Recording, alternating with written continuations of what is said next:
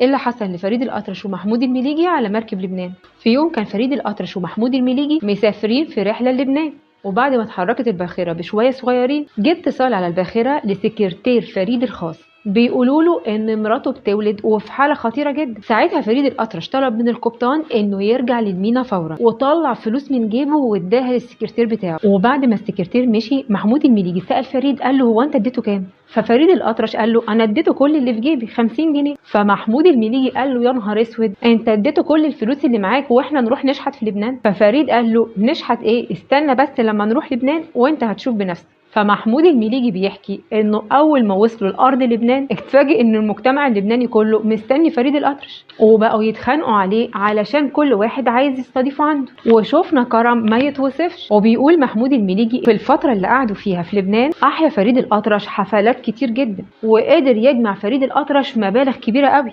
بيقول محمود المليجي ان ساعتها قلت حقيقي الكريم لا يضام.